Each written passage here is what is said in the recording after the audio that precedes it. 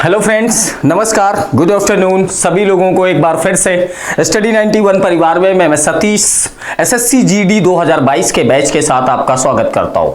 चलिए देखिए, आज हम लोगों की एक जो सेशन चल रही है, हम लोगों की जो एक सीरीज चल रही है,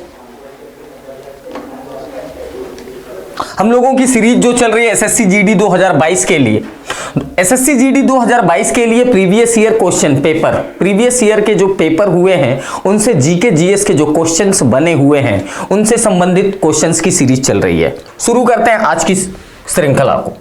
देखिएगा, एक इंफॉर्मेशन आपके लिए है कि अपनी हिंदी पुस्तक जो स्टडी 91 की तरफ से लॉन्च करी गई है आप सभी लोगों के लिए, जिन्होंने हिंदी की तैयारी पूरी कर रखी है, पूरा कंप्लीट पढ़ रखा है, उनके लिए ये बेहतरीन अपॉर्चुनिटी है कि 5000 से अधिक अभ्यास प्रश्न इसमें दिए गए हैं। आप इनसे अपनी तैयारी को और अंतिम रूप प्रदान कर सकते हैं। अधिक जानकारी के लिए आप इन नंबरों पर संपर्क भी कर सकते हैं। चलिए, आज की क्लास का पहला क्वेश्चन, आज की क्लास का हमारा पहला क्वेश्चन यह है, निम्नलिखित में से कौन सा त्योहार विष्णु के वामन अवतार से संबंधित है। विष्णु के वामन अवतार की बात करें तो विष्णु का वामन अवतार पांचवा अवतार था। कौन सा अवतार था? पांचवा अवतार। विष्णु का पांचवा अवतार कौन था भैया? आपसे कई बार क्वेश्चन ये पूछा जाता है, विष्णु का पांचवा अवतार। तो विष्णु भगवान का पांचवा अवतार किसके रूप में था? अवतार वामन के रूप में था। किसके रूप में था? वामन। ठीक। अब एक बात, अब आपसे पूछा है कि वामन अवतार से संबंधित है कौन? कुंभ, बिहू, ओणम, जन्माष्टमी। देखिएगा, केरल के कुछ यहां पर कुछ आपको त्योहार के नाम दे रखे हैं, उन त्योहारों में से बताना है कि कौन सा त्योहार वामन अवतार से संबंधित है। अब एक बात समझिएगा, केरल में मनाया जाने वाला ये 10 दिवसीय, कितने दिन का मनाया जाता है भैया? ये 10 दिवसीय त्योहार है। ये 10 दिवसीय त्योहार जो केरल में मनाया जाता है उत्सव के रूप में, इस उत्सव का आधार क्या होता है? विष्णु के पांचवें अवतार वामन के उपलक्ष्य में मनाया जाता है। और दूसरा, इसके पीछे एक और लॉजिक है, ये है महाबली राजा महाबली के आगमन के उपलक्ष्य में, इन दोनों लोगों के उपलक्ष्य में मनाया जाता है कौन? ओणम का त्योहार मनाया जाता है। एक और बात, इसके मनाए जाने की शुरुआत कब करी जाती है? इसके मनाए जाने की शुरुआत प्रतिवर्ष सितंबर महीने में होती है। कब होती है भैया? सितंबर महीने में होती है। और ये सितंबर महीने में तब होती है जब केरल में फसल कटने का समय होता है, उस समय इस उत्सव का आयोजन किया जाता है। कौन से उत्सव? केरल में ओणम उत्सव का आयोजन किया जाता है। क्लियर है भैया? बात समझ में आ गई सभी लोगों को? चलते हैं आगे। अगला क्वेश्चन है हमारा, अगला क्वेश्चन है, यथा फरवरी 2019 को नीति आयोग का वर्तमान उपाध्यक्ष कौन? नीति आयोग का उपाध्यक्ष आपसे पूछ रहा है 2019 में नीति आयोग का उपाध्यक्ष कौन था। यह क्वेश्चन पेपर आपका 2019 का है, तो 2019 में पूछा गया ये क्वेश्चन था कि 2019 में आपको अभी की डेट में क्या बताना है? 2019 में नीति आयोग का उपाध्यक्ष कौन था? शक्तिकांत दास की अगर हम बात करें तो अभी वर्तमान समय में ये आरबीआई के क्या है? अध्यक्ष। राजीव कुमार, शक्ति सिन्हा, उर्जित पटेल। जल्दी से बताइएगा इस क्वेश्चन का आंसर। देखिएगा, फरवरी 2019 में नीति आयोग का जो उस समय क्या थे? उपाध्यक्ष थे। वो कौन थे भाई? राजीव कुमार। कौन है? राजीव कुमार। क्लियर? अभी एक बात, एक क्वेश्चन का आंसर आप कमेंट बॉक्स में जल्दी से करके बताएंगे। क्वेश्चन ये है कि वर्तमान समय में उपाध्यक्ष कौन है? वर्तमान उपाध्यक्ष कौन है?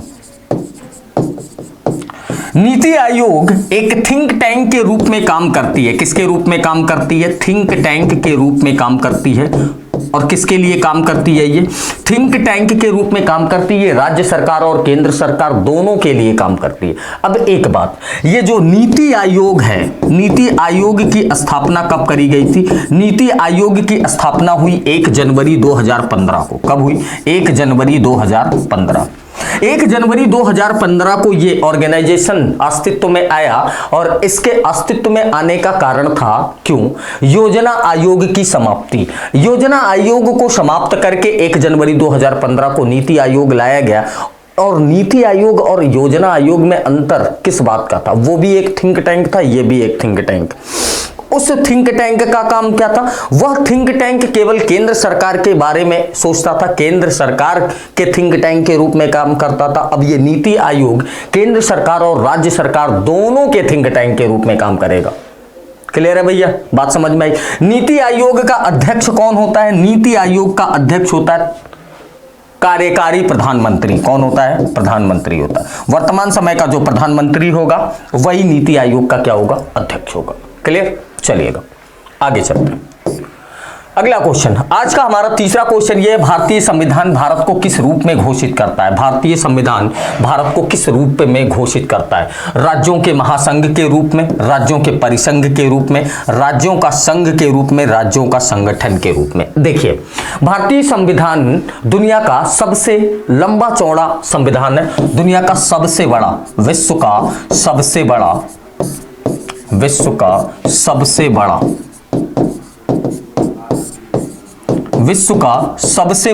लिखित संविधान है। विश्व का सबसे बड़ा लिखित संविधान।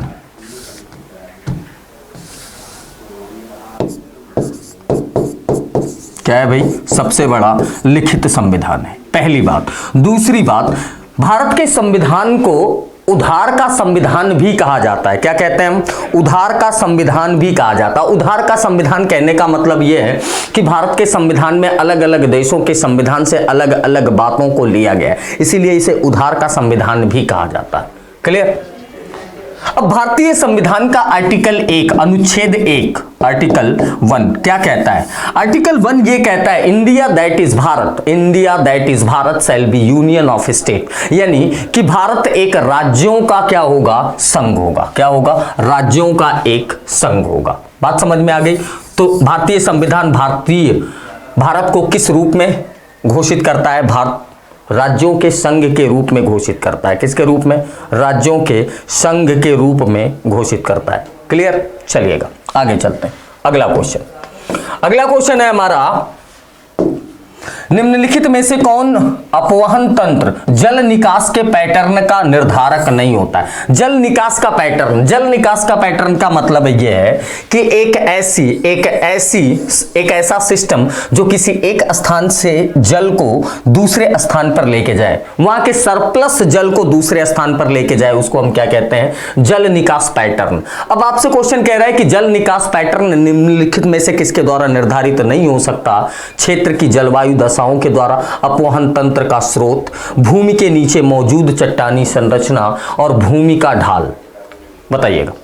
देखिए, अब भूमि का ढाल ये आपको समझ में आ गया होगा तुरंत, क्योंकि भूमि का ढाल ही इस पैटर्न को क्या करेगा? निर्धारित करेगा। अगर मान लीजिए ये भूमि हो, ये अगर इस तरफ से बेंड हो तो इसका निकास मैक्सिमम नंबर ऐसा ही होगा कि इसका निकास इसी डायरेक्शन में हो रहा होगा। दूसरा, क्षेत्र की जलवायु दशा की अगर हम बात करें, जैसे वहां की जलवायु कुछ इस तरीके की हो कि वहां पर कम वर्षा होती है, ज्यादा वर्षा होती है, बहुत अधिक वर्षा होती है, यह भी निर्धारित करेगा कि किधर जल निकास जाएगा। तीसरा, भूमि के नीचे मौजूद चट्टानी संरचनाएं, ये चट्टानी संरचनाएं भी मौजूद जो हैं वो भी निर्धारित करेंगे। उसका कारण कैसे है? अगर मान लीजिए चट्टानें बहुत ज्यादा रिजिड हैं और ये स्लोप इस तरीके से हो तो एक समय के बाद अपर्दन होता है, तो ये भी उसमें पार्टिसिपेट करेंगे। लेकिन अपवहन तंत्र का जो स्रोत है ये निर्धारित नहीं करेगा। मान लीजिए यहां पर कोई गड्ढा हो, यहां पर पानी आपने भर दिया है, तो यहां से किस दिशा में जाएगा ये जल, ये इस बात पे डिपेंड नहीं करेगा। वो इस बात पे डिपेंड करेगा कि इधर से ढाल कैसा है। क्लियर है? बात समझ में आ गई? तो इसका सही आंसर क्या हो गया? अपवहन तंत्र का स्रोत। अगला क्वेश्चन, आगे देखिएगा, एसएससी जीडी लक्ष्य बैच प्रारंभ है। स्टडी 91 की तरफ से कंप्लीट कोर्स आपको केवल 699 रुपए में दिया जा रहा है। आप इस बैच से जुड़ सकते हैं, इस बैच से एनरोल हो सकते हैं और ये 699 का ऑफर एक सीमित समय तक है। अधिक जानकारी के लिए आप इन नंबरों पर संपर्क भी कर सकते हैं। अभी तक अगर आपने हमारा एप्लीकेशन डाउनलोड नहीं किया है तो आप गूगल प्ले स्टोर से जाकर हमारे ऑफिशियल एप्लीकेशन को डाउनलोड भी कर सकते हैं और वहां पर कई सारी जानकारियां प्राप्त कर सकते हैं। आगे चलते हैं। अगला क्वेश्चन है कि सूफी परंपरा के संदर्भ में खानकाह क्या है भैया? एक शब्द प्रयोग किया गया सूफी परंपरा में, किस शब्द का प्रयोग किया गया? खानकाह। खानकाह शब्द का अर्थ क्या है? जहन्नुम, कब्रिस्तान, सराय, धर्मशाला, जन्नत। बताइएगा, देखना भाई। चलते हैं आगे।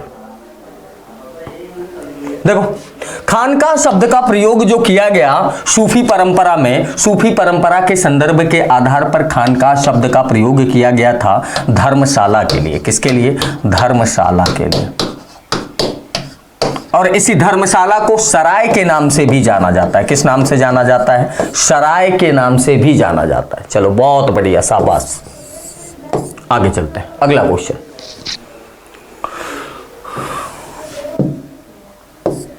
अगला क्वेश्चन है हमारा, नाभिकीय संलयन के संदर्भ में, नाभिकीय संलयन के संबंध में निम्नलिखित में से कौन सा कथन सही नहीं है? नाभिकीय संलयन होती क्या है, पहले इसको जान लेते हैं। नाभिकीय संलयन का मतलब यह है कि दो हाइड्रोजन परमाणु या दो परमाणु मिलकर के जब किसी तीसरे परमाणु का निर्माण करते हैं, जैसे हाइड्रोजन परमाणु मिलकर के किसका निर्माण करता है? हीलियम का निर्माण करता है। और जब दो परमाणु मिलकर के हीलियम का निर्माण करते हैं, इसी प्रक्रिया को हम क्या कहते हैं? इसी प्रक्रिया को हम कहते हैं नाभिकीय संलयन।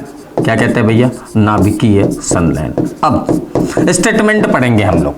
स्टेटमेंट ये है, यह नाभिकीय विखंडन की तुलना में बहुत अधिक ऊर्जा उत्पन्न करता है। कौन सा कथन सही नहीं है? यह नाभिकीय विखंडन की तुलना में बहुत अधिक ऊर्जा उत्पन्न करता है। तो देखो भैया, ये बात बिल्कुल सही है। नाभिकीय संलयन अधिक ऊर्जा उत्पन्न करता है, ये बात क्या है? बिल्कुल सही है। इस प्रक्रिया का उपयोग परमाणु बम बनाने में किया जाता है? नहीं भाई, परमाणु बम बनाने में इसका प्रयोग नहीं किया जाता है। नाभिकीय विखंडन पर काम करता है कौन? परमाणु बम। आगे, इस प्रक्रिया द्वारा उत्पादित बिजली नाभिकीय विखंडन से प्राप्त बिजली की तुलना में वाणिज्यिक तौर पर कम व्यवहार अर्थक्षम होती है। बिल्कुल सही है। यह तारों की ऊर्जा का स्रोत होता है। बिल्कुल सही है। आप जो तारे, आसमान में जो आपको तारे दिखाई देते हैं, इन तारों की ऊर्जा का स्रोत क्या होता है? इन तारों की ऊर्जा का स्रोत होता है नाभिकीय संलयन। क्या होता है? नाभिकीय संलयन। जिस दिन तारों में यह नाभिकीय संलयन बंद हो जाएगा, तारों की ऊर्जा बंद हो जाएगी, तारों की समाप्ति हो जाएगी। क्लियर है भाई? चलो आ जाओ अगला क्वेश्चन।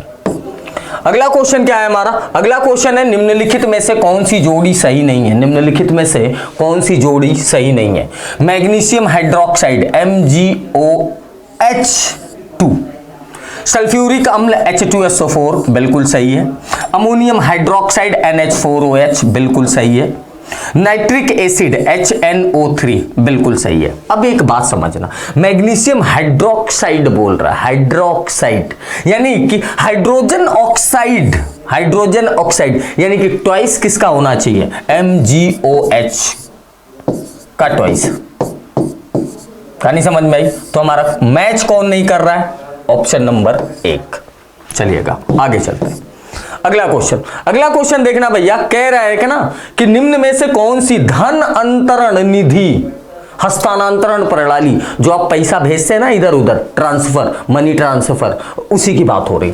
हस्तांतरण प्रणाली धन का 24x7x 365 अंतरण करने की सुविधा प्रदान करती। अब आपसे यह बोला जा रहा है कि कौन सी ऐसी ट्रांसफर करने का मेथड है, विधि है, जो पूरे साल 365 दिन और हफ्ते के 7 दिन और दिन के 24 घंटे, मतलब कभी भी रुकने वाली सर्विस नहीं है, कभी भी ये बंद नहीं होती, कभी भी ये आउट ऑफ टाइम नहीं होती, कभी भी ये लंच पर नहीं होती।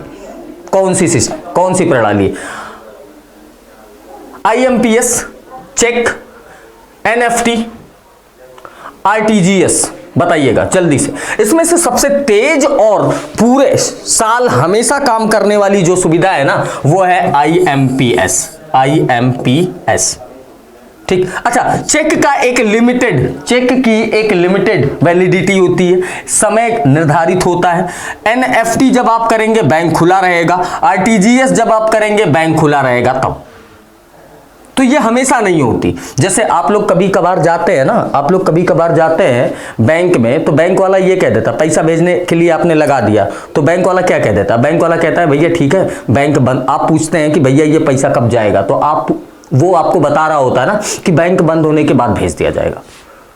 लेकिन अगर आपने IMPS किया है ना, तो जैसे ही आपने भेजा तुरंत पहुंच जाएगा,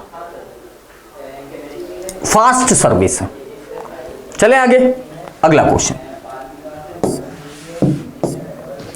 आगे देखिएगा। उत्तर प्रदेश शिक्षक पात्रता परीक्षा यूपी टेट का नया बैच शुरू किया गया है, जिसमें आप ज्वाइन हो सकते हैं। अधिक जानकारी के लिए आप इन नंबरों पर संपर्क कर सकते हैं। इस बैच से आप ज्वाइन हो सकते हैं मात्र 699 रुपए में। अभी तक अगर आपने हमारा एप्लीकेशन डाउनलोड नहीं किया है, तो हमारे एप्लीकेशन को डाउनलोड कर सकते हैं और अधिक जानकारी वहां से प्राप्त कर सकते हैं। चलते हैं अगला क्वेश्चन देखना भैया।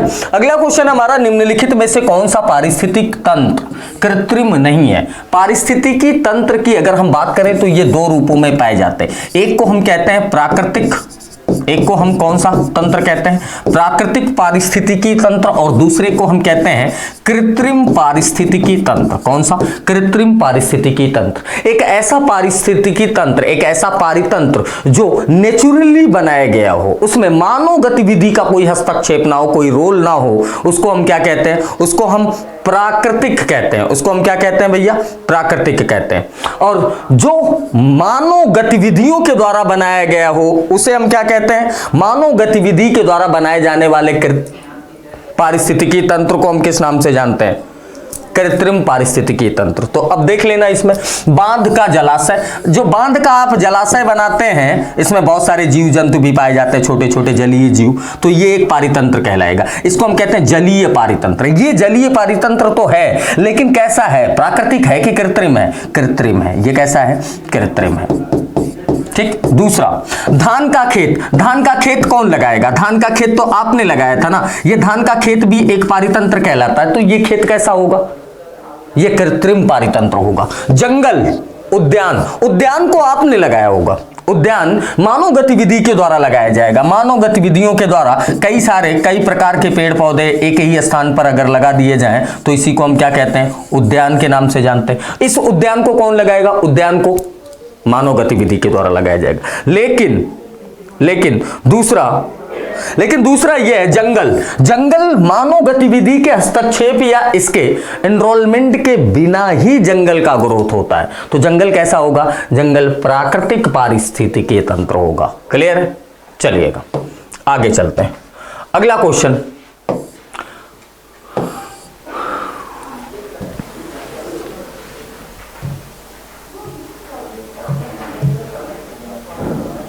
अगला क्वेश्चन है कि भारत के प्रथम मानवयुक्त अंतरिक्ष यात्रा कार्यक्रम का नाम तय किया गया। कौन? मंगलयान, गगनयान, चंद्रयान, आदित्ययल। बताइएगा इस क्वेश्चन का आंसर। देखिए, इसरो के द्वारा ये प्रोग्राम लॉन्च किया गया। किसके द्वारा? इसरो के द्वारा ये लॉन्च किया गया, भारतीय अंतरिक्ष अनुसंधान संगठन के द्वारा। और ये जो पहला मानव युक्त अंतरिक्ष यात्रा कार्यक्रम था, उसका नाम क्या था भैया? उसका नाम था गगनयान। क्या था? गगनयान। आगे आइएगा। अगला क्वेश्चन है हमारा, निम्नलिखित में से कौन सा शहर हड़प्पा सभ्यता का शहर नहीं है? हड़प्पा सभ्यता का शहर नहीं है। हड़प्पा की खोज पहली बार जब करी गई, कब की गई थी? 1921 में। 1921 में कब करी गई थी? 1921 में करी गई थी। हड़प्पा सभ्यता में कई सारे भारतीय शहर, अभी वर्तमान समय में कई सारे शहर ऐसे हैं जो पाकिस्तान के क्षेत्र में शामिल हैं। उनमें से बोला है कि इनमें से कौन सा शहर हड़प्पा का शहर नहीं है, हड़प्पा का हिस्सा नहीं है। तो देखिएगा, लोथल ये हड़प्पा का शहर है, धौलावीरा ये भी हड़प्पा का शहर है,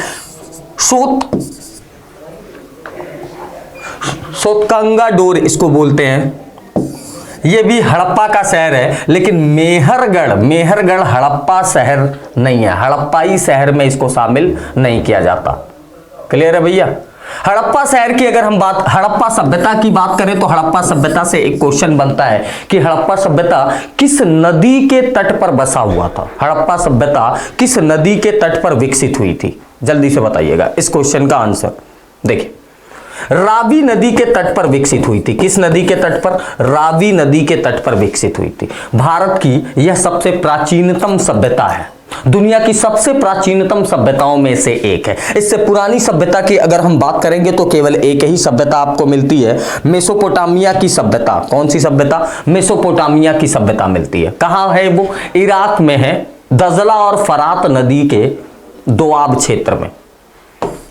अगला क्वेश्चन, 2018 का नोबेल शांति पुरस्कार किसे दिया गया था? 2018 का नोबेल शांति पुरस्कार किसे दिया गया था? नदिया मुराद को, काजुओ इशिगुरो को, जेम्स पी एलिसन को, ड्रोना स्ट्रिकलैंड को। जल्दी से बताइएगा इस क्वेश्चन का आंसर।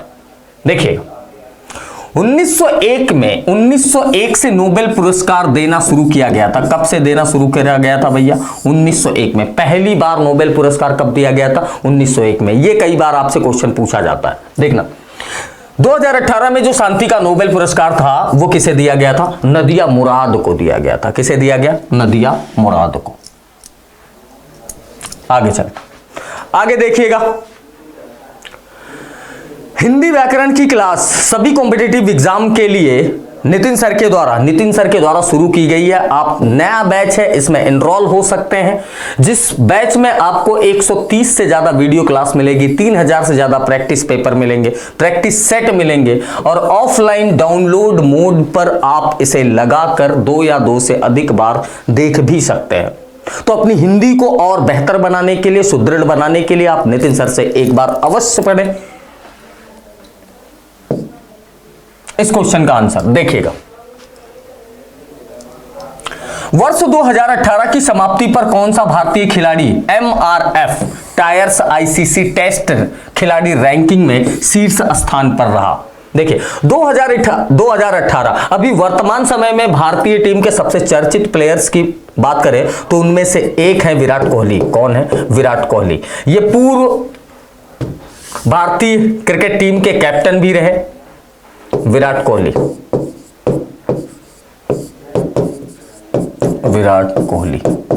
अभी हाल ही में ये जो चल रहा है वर्ल्ड कप चल रहा है, 2020 T20 वर्ल्ड कप जो चल रहा है, इसमें सबसे तेज 1000 रन बनाने का कीर्तिमान इन्होंने अपने नाम करा है, और वो भी वर्ल्ड कप में सबसे तेज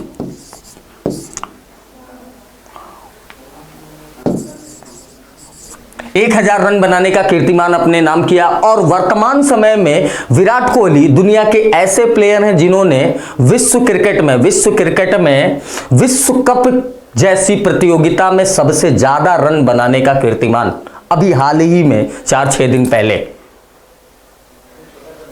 ठीक, उस समय के ये नंबर 1 प्लेयर हुआ करते थे ICC रैंकिंग की। अभी T20 में अगर हम बात करें तो T20 में 2020 जो फॉर्म है क्रिकेट का, उसमें नंबर 1 पर अभी हाल ही में भारतीय क्रिकेटर सूर्य कुमार यादव। कौन आ गए भैया? सूर्य कुमार यादव। इन्होंने पीछे किसको छोड़ा है? इन्होंने पाकिस्तान के एक प्लेयर हैं रिजवान। किसको? पाकिस्तान के विकेट कीपर और ओपनर बल्लेबाज हैं रिजवान, इनको पीछे छोड़ा है। और सूर्य कुमार यादव वर्तमान समय में ICC रैंकिंग में कहां पर पहुंच गए? नंबर 1 पायदान पर पहुंच गए, और रिजवान को खिसक कर 2 पोजीशन पर आना पड़ा। चले आगे चलते। अच्छा, ये क्रिकेट देखने वाले जितने भी होंगे आप लोग, आप सब लोगों को ये बातें विराट कोहली की पता होगी।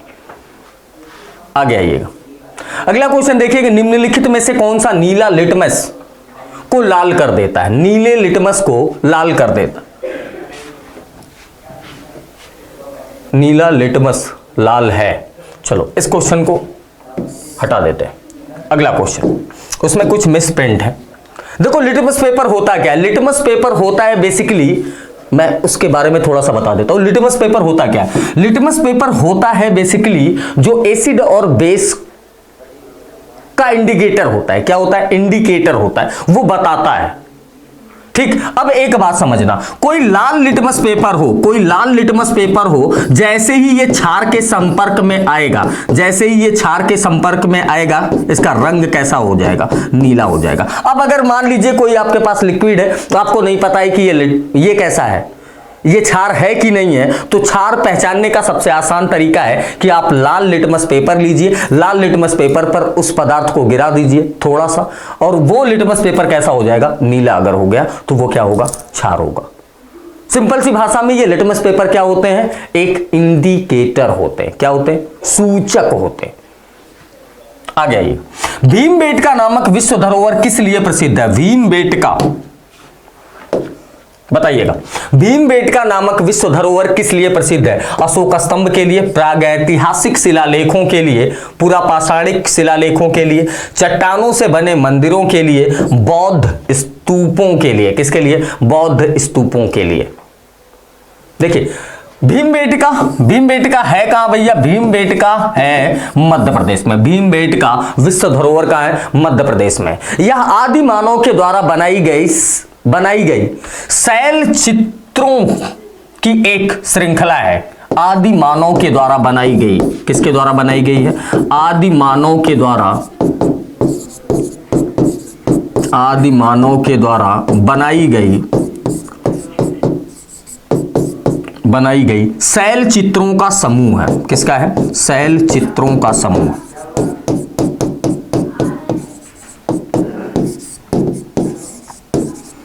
ठीक, अब ये जो भीमबेटका विश्व धरोहर है, इसके टाइम पीरियड को अगर कभी आपसे पूछ दे तो इसका टाइम पीरियड कब से कब का माना जाता है? अनुमान लगाया गया है, पुरापाषाण काल से लगाया गया है। कब से लगाया है? ऐसा माना जाता है कि ये जो शैल चित्र समूह पाए गए भीमबेटका में, ये कब के हो सकते हैं? तो पुरापाषाण काल से लेकर के मध्य पाषाण काल तक के माने जाते हैं। पुरापाषाण काल,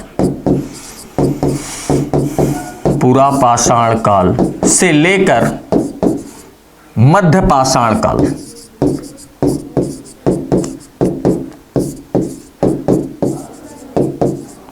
क्लियर? चलिएगा, तो किससे संबंधित है भैया? जल्दी से बताइएगा इस क्वेश्चन का आंसर। प्रागैतिहासिक शिलालेखों के लिए प्रसिद्ध है। किसके लिए प्रसिद्ध है? प्रागैतिहासिक शिलालेखों के लिए जानी जाती है। अगला क्वेश्चन है, निकट दृष्टि दोष या निकट दृष्टिता, मायोपिया जिसको हम कहते हैं, के संबंध में निम्नलिखित में से कौन सा कथन सही नहीं है? अब एक बात समझना, निकट दृष्टि दोष नाम का जस्ट उल्टा होता है, इसमें प्रभाव जस्ट उल्टा होता है।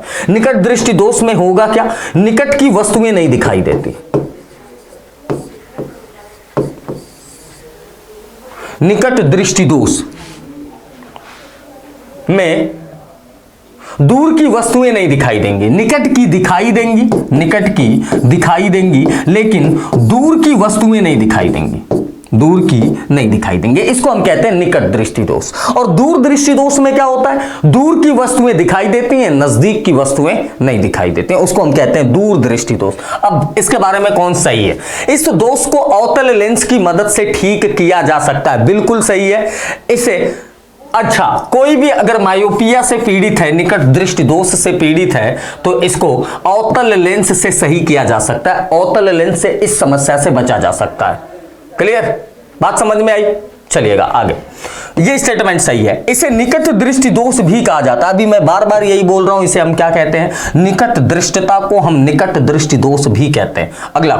अगला स्टेटमेंट हमारा है, प्रभावित आंख में दूरस्थ वस्तु का चित्र रेटिना के पीछे बनता है। नहीं भैया, प्रभावित आंख में दूरस्थ वस्तु का चित्र रेटिना के पीछे नहीं बनता है, इसीलिए तो हमें दूर की वस्तुएं नहीं दिखाई देती। प्रभावित आंख में दूरस्थ वस्तु का चित्र रेटिना के पीछे बनता है। चलिए, तो ये आंसर, ये दोनों क्या हो गए, गलत हो गए, ये दोनों कॉपी पेस्ट हो गए। तो हमारा आंसर क्या सही होगा, तो ये दोनों गलत हो गए। हमारा आंसर कहां हो गया, 3 और 4। अगर ये दोनों एक ही हैं तो हम केवल किसे कहते हैं, केवल इसी को कह देते हैं। तो हमारा तीसरा ऑप्शन क्या हो गया, सही हो गया, क्योंकि आपसे पूछा क्या था, सही नहीं है, सही नहीं है। अगला क्वेश्चन आगे देखिएगा, यूजीसी नेट पेपर फर्स्ट के लिए कंप्लीट कोर्स स्टडी 91 की तरफ से आपको केवल 999 रुपए में प्रोवाइड किया जा रहा है। आप इसे ज्वाइन कर सकते हैं अगर इस बैच के लिए आप एलिजिबल हैं तो। इसकी मिनिमम एलिजिबिलिटी क्राइटेरिया जो है वो पीजी है, कितना क्या है, पीजी है, तो आप इसे ज्वाइन कर सकते हैं अगर आप एलिजिबल हैं तो। अगला क्वेश्चन है, उड़ीसा में ब्रंगा क्या होता है, उड़ीसा में ब्रिंगा क्या होता है, स्लैश एंड बर्न, इसको हम क्या बोलते हैं, slash and burn, and burn.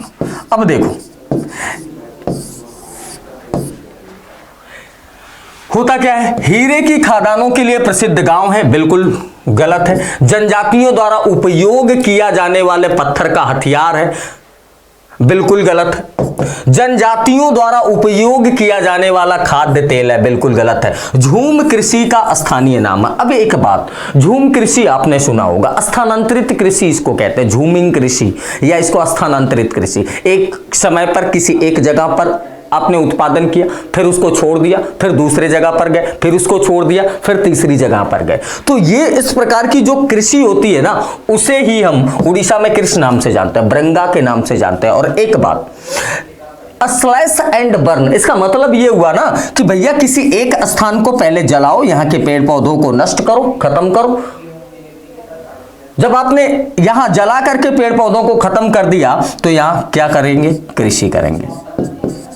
फिर कुछ समय के बाद जब इसकी उत्पादकता कम हो जाए, इस जमीन की उत्पादकता कम हो जाए, तो इसको छोड़कर किसी दूसरे जंगली क्षेत्र में गए, यहां पेड़ पौधों को जलाया, फिर वहां कृषि किया। तो ये एक प्रकार की स्थानांतरित कृषि है। कौन सी कृषि है, स्थानांतरित कृषि है, जिसे लोकल लैंग्वेज में उड़ीसा में किस नाम से जाना जाता है, ब्रिंगा के नाम से जाना जाता है। हमारा आंसर क्या हो गया, झूम कृषि का स्थानीय नाम है। अगला क्वेश्चन है हमारा, निम्न में से किस विकल्प को भारत में लोकतंत्र का तीसरा स्तर कहा जाता है। लोकतंत्र का तीसरा स्तर किसे कहा जाता है, राज्य सरकार, केंद्र शासित प्रदेशों की सरकार, स्थानीय स्वशासन, सर्वोच्च न्यायालय। बताइएगा जल्दी से, निम्न में किस विकल्प को लोकतंत्र का तीसरा स्तर कहा जाता है। देखिएगा, शासन प्रणाली का तीसरा स्तर स्थानीय स्वशासन को कहते हैं। किसको कहते हैं हम, स्थानीय स्वशासन को। अब एक बात और जानना है, यहां स्थानीय स्वशासन त्रिस्तरीय पंचायती राज व्यवस्था के नाम से भी इसको जाना जाता है। किस नाम से जानते हैं, पंचायती राज व्यवस्था के नाम से भी जाना जाता है, पंचायती राज व्यवस्था। अब ये जो पंचायती राज व्यवस्था है भारत में, वो कैसी है, त्रिस्तरीय है। कैसी है, त्रिस्तरीय। पंचायती राज व्यवस्था पहली बार राजस्थान के नागौर जिले से शुरू करी गई थी। कहां से, राजस्थान के नागौर से शुरू करी गई थी पंचायती राज व्यवस्था। गांधी जी के जन्म दिवस पर 2 अक्टूबर को, कब किया गया था, 2 अक्टूबर को। आगे चलिए, अगला क्वेश्चन, अगला सवाल है हमारा, निम्न में से किस शासक ने 2.5 दिन का झोपड़ा नामक मस्जिद का निर्माण कराया था। 2.5 दिन का झोपड़ा किसने बनवाया था। देखिए, 2.5 दिन के झोपड़े की बात करें तो ये है कहां, ये राजस्थान के अजमेर में है। 2.5 दिन का झोपड़ा राजस्थान के अजमेर में। ये 2.5 दिन का जो झोपड़ा बनाया गया है, ये 2.5 दिन का झोपड़ा एक मस्जिद है। क्या है, एक मस्जिद है। किसके द्वारा बनाई गई थी ये, बलबन के द्वारा, इब्राहिम लोदी के द्वारा, इल्तुतमिश के द्वारा, कुतुबुद्दीन ऐबक के द्वारा। किसके द्वारा बनाई गई थी? कुतुबुद्दीन ऐबक के द्वारा बनाई गई थी। क्लियर है भैया? बात समझ में आई सभी लोगों को? चलिएगा,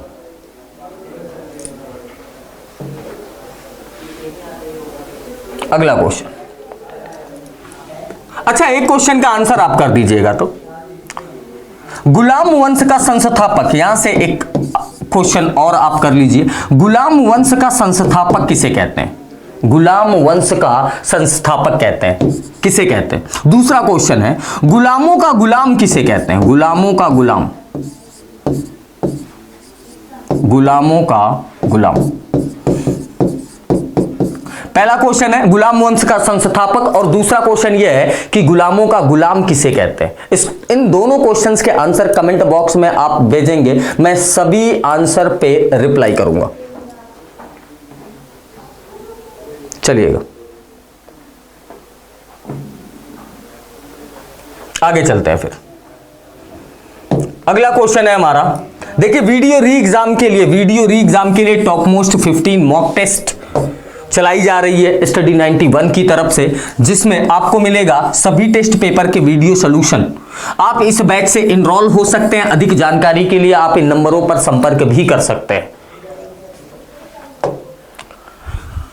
अगला सवाल है हमारा, निम्न में से किस संविधान संशोधन द्वारा शिक्षा का अधिकार प्रदान किया गया था? शिक्षा का अधिकार प्रदान किया गया था, कब किया गया था? 88वां संविधान संशोधन, 89वां संविधान संशोधन, 87 और 86वां संविधान संशोधन। देखिएगा 2002 में कब?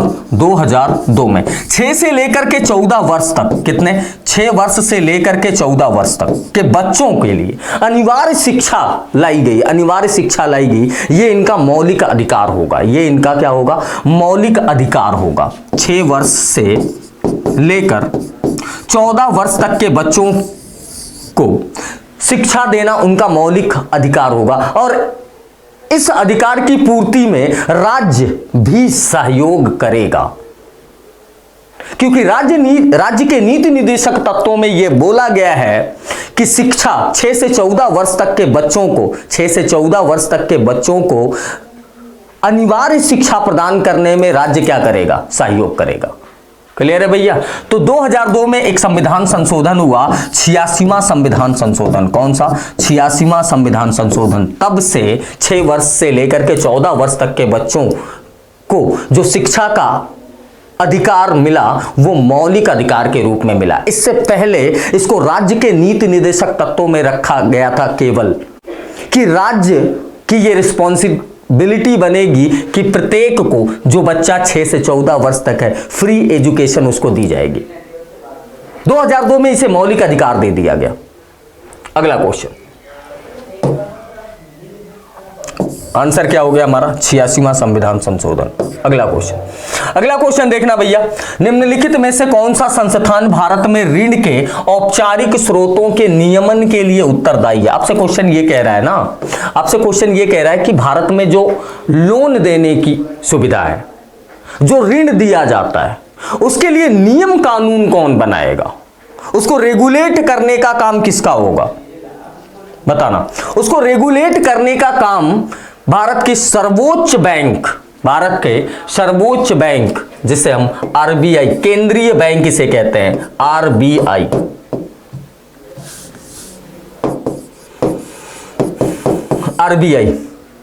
उत्तरदायी है। किसके लिए? भारत में ऋण की औपचारिक स्रोतों के नियमन के लिए उत्तरदायी है आरबीआई। आरबीआई भारत का क्या है? भारत का यह केंद्रीय बैंक है। कौन सा बैंक है? केंद्रीय बैंक है। इसकी स्थापना हिल्टन यंग कमेटी की अनुशंसा पर आरबीआई एक्ट 1934 के तहत, हिल्टन यंग कमेटी की अनुशंसा पर आरबीआई एक्ट 1934 के तहत 1 अप्रैल 1935, कब हुआ था? 1 अप्रैल 1935। आरबीआई एक्ट 1934 के तहत 1 अप्रैल 1935 को आरबीआई का क्या किया गया? गठन किया गया। क्लियर है भाई? बात समझ में आ गई? चलिएगा आगे चलते। एक चीज और, आरबीआई भारतीय अर्थव्यवस्था में मॉनेटरी पॉलिसी को रेगुलेट करती है। मौद्रिक नीति का निर्धारण कौन करती है? मौद्रिक नीति का निर्धारण किया जाता है आरबीआई के द्वारा। मौद्रिक नीति यानी कि भारतीय अर्थव्यवस्था का कंट्रोल पावर, भारतीय अर्थव्यवस्था का कंट्रोल पावर केंद्र सरकार के साथ साथ और किसके पास होता है? केंद्रीय बैंक के पास होता है, आरबीआई के पास होता है। क्लियर है भाई? चलो आ जाइए।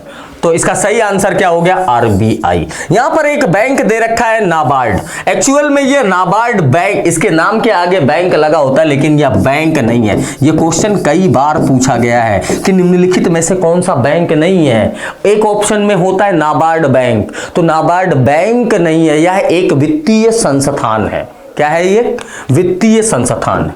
आगे चलिए अगला क्वेश्चन है, निम्न में से किस संगठन ने 2017-18 की मौलाना अबुल कलाम आजाद ट्रॉफी जीती थी?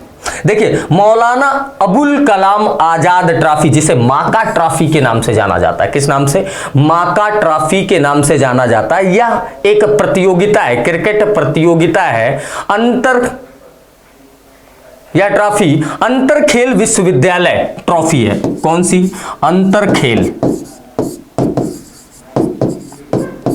अंतर खेल विश्वविद्यालय,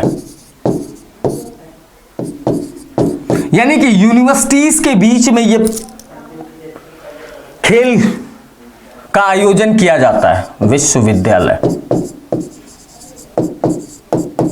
किससे संबंधित है?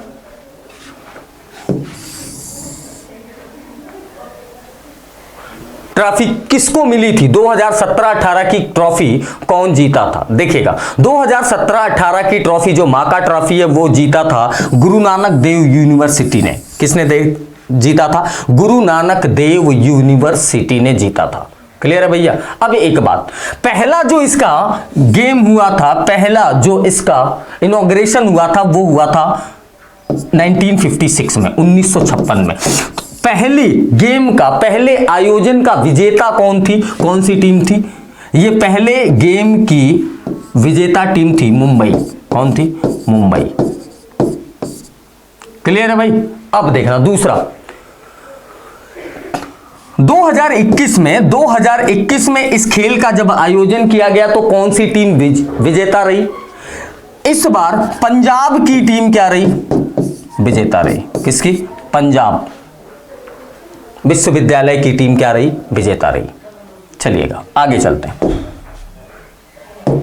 अगला क्वेश्चन, नितिन सर के द्वारा हैंड रिटन ई बुक्स हमारी ऑफिशियल वेबसाइट पर अवेलेबल है। अगर आप नोट्स की समस्या से परेशान हैं तो आप यहां से परचेज कर सकते हैं। इंडियन ज्योग्राफी मिलेगी आपको, सामान्य हिंदी, आधुनिक इतिहास, मध्यकालीन इतिहास के साथ साथ प्राचीन इतिहास मिलेगा। उसी के साथ साथ साइंस के तीनों सेक्शन, फिजिक्स, केमिस्ट्री और बायो, ये तीनों मिलेंगे। और इसी के साथ आपको भारतीय राज्य व्यवस्था भी मिलेगी। आइएगा, अगला सवाल है हमारा, भारत का आर्थिक सर्वेक्षण किसके द्वारा प्रकाशित कराया जाता है? जल्दी से बताना भाई इस क्वेश्चन का आंसर। एकदम आसान क्वेश्चन, भारत का आर्थिक सर्वेक्षण किसके द्वारा प्रकाशित कराया जाता है? वित्तीय सेवा विभाग द्वारा, आर्थिक मामले विभाग द्वारा, राजस्व विभाग द्वारा, लोक व्यय विभाग द्वारा। लोक व्यय विभाग द्वारा बताइएगा। देखिए,